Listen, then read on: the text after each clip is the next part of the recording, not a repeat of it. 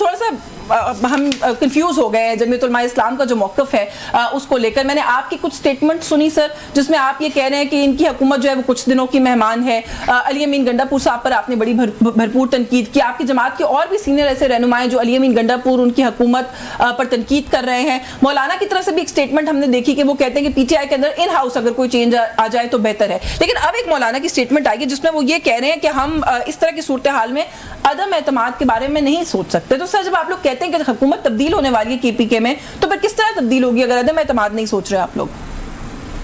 बहुत शुक्रिया आपका।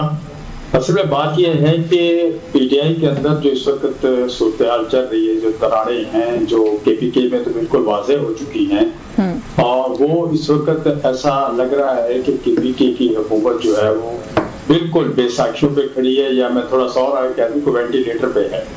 और इस सूरत हाल में वहां पर जो चल रही चीजें, वो साफी ने एक सवाल किया था जिसके जवाब में मौलाना ने कहा था कि अगर अंदर से तब्दीली आती है तो देखा जाएगा, लेकिन हम क्यों किसी का गला दबा के और कातिल बने जब वो खुद वेंटिलेटर पे है।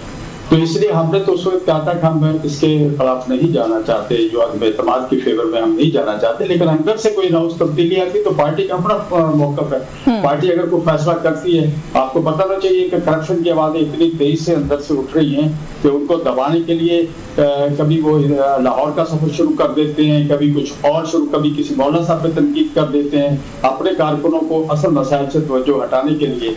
तो बुनियादी तौर पे ये वो सूरत हाल है जो इस वक्त केपीके में है। सर, आपको चीजों को मिक्स कर रहे हैं। लाहौर की इंट्रो में बता रही थी जी जो कुछ आप इंट्रो में बता रही थी, ये सूरत हाल तो आपके सामने है कि जो पंजाब पुलिस उनको अटैक क्रॉस नहीं करने दे रही थी, वो लाहौर तक प्रोटोकॉल दे रही है, लाहौर की रोडें खाली करवा रही है। वज़ीर आला साहब आ रहे हैं, उनका जुलूस तशरीफ ला रहा है, तो आखिर कुछ तो पीछे होगा ना। आखिर अगर वो 5 अगस्त को 90 दिन पे ले गए हैं तो कुछ तो सौदे मामला कहीं नहीं। लेकिन गौरी साहब, आपके पिछले बयान की नफी हो गई ना इस बात से। सर, ये कैसी बैसाखियों की हुकूमत है कि जिसको दूसरे सूबे में भी प्रोटोकॉल मिल रहा है, एक बात। दूसरा, आप कह रहे हैं कि वेंटिलेटर पर है गवर्नमेंट, 2/3 अक्सरियत है केपीके में उनके पास, कि कैसा वेंटिलेटर है सर?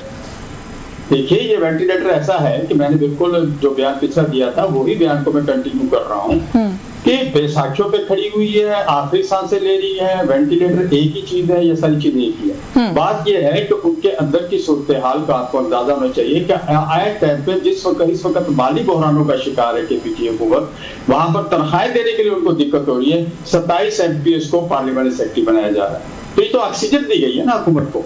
और इसी तरह आप देखिए 27 सेक्रेटरी जब बनेंगे, उनके दफ्तर होंगे, उनका स्टाफ होगा, उनकी गाड़ियां होंगी, उनके अखराजात होंगे, तो ये सारी चीजें केपीके हुकूमत में पड़ी, तो कोई पहले क्यों नहीं उन्होंने ये काम किया?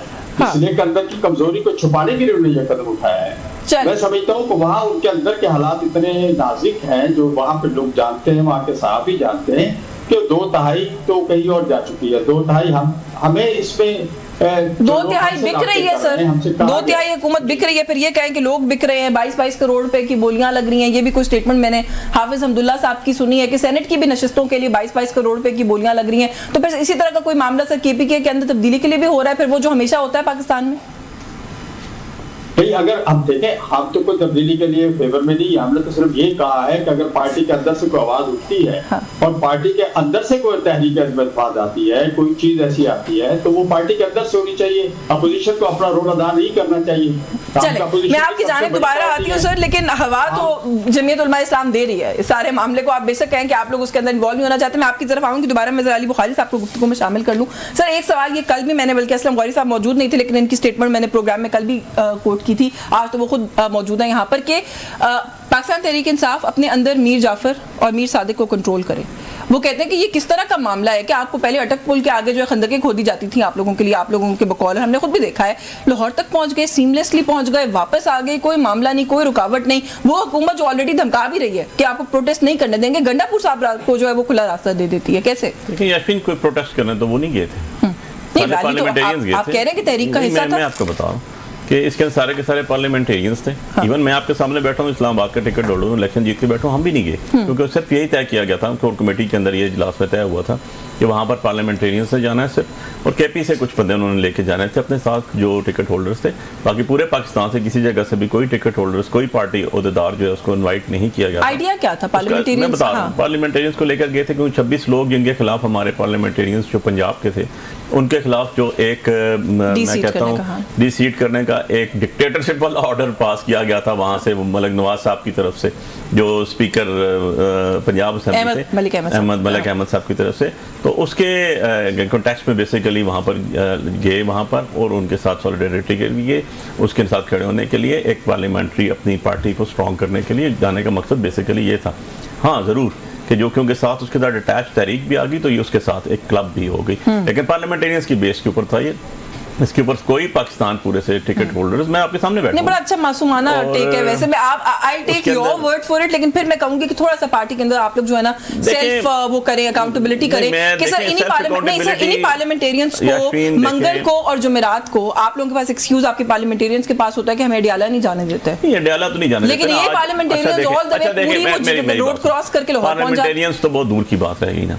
अब मैं तो एक वकील भी हूँ खान साहब का, ठीक है, नहीं जाने देते, आज भी नहीं जाने दिया, आज भी जाने दिया। हडियाला की बात करें, हडियाला में इमरान खान साहब होते हैं, ठीक है, इमरान खान साहब से मुलाकात के लिए नहीं जाने दिया गया। जबकि इमरान खान साहब के जो लोग बैठे हुए हैं टिकट होल्डर्स या जो जीत के इलेक्शन बैठे हुए पंजाब, वहां पर जाने के लिए इनको प्रॉब्लम कोई नहीं थी, क्योंकि पॉलिसी जो देनी होती है वो इमरान खान साहब ने एक बात और भी की, उन्होंने कहा डिवीजन है पार्टी के अंदर की बात बहुत सारे लोग कह रहे हैं, नहीं है। आप मुझे बताएं, अच्छा मुझे बताएं 26 पार्लियामेंटेरियंस के लिए अगर गंडापुर साहब गए, केपीके के चीफ मिनिस्टर को जाने की क्या जरूरत थी? पंजाब की लीडरशिप के ऊपर कोई एतमाद नहीं आप लोगों को? ऐसी बात नहीं, देखें जो आपका सीएम होता है वो एग्जीक्यूटिव सीट हेड कर रहा होता है, उसका अपना प्रोटोकॉल होता है, जब वो जाता है तो उसके साथ अपने सूबे का प्रोटोकॉल भी होता है और अगले सूबे का भी प्रोटोकॉल होता है, जो आपके कॉन्स्टिट्यूशनल राइट है उनका। अगला वो सूबा जिसने एक दफा कहा था कि आके दिखाएं, ये ना उस टाइम भी गए थे, आपको याद हो तो, और आज भी गए। तो किसी की विरासत तो नहीं है ना, किसी की बादशाह तो नहीं है कि यहाँ लाइन क्रॉस करोगे तो गोली मार। मैं आपसे एग्री करती हूँ, मैं सिर्फ ये कह रही हूँ हालात साजगार कैसे हो गए। देखिए साजगार या ना साजगार वाली तो बात ही नहीं है ना। हम कोई वहाँ पर जाके असेंबली के बाहर हमने जाके धरना नहीं दिया, हमने एहतजाज नहीं किया, हमने वहाँ एक पीसफुल तरीके से गए, पार्लियामेंटेरियंस गए, उन्होंने अपने लोगों के साथ बैठ के उनके साथ इज़हार हमदर्दी की, उनको एक बकअप दिया और उसके बाद वहाँ पर सुबह रात को डिनर हुआ, सुबह वहाँ पर प्रेस कॉन्फ्रेंस की और वापस आ गए। दैट्स इट, यही हमारा प्लान था, यही कोर कमेटी ने डिसाइड किया था, यही लीडर कमेटी ने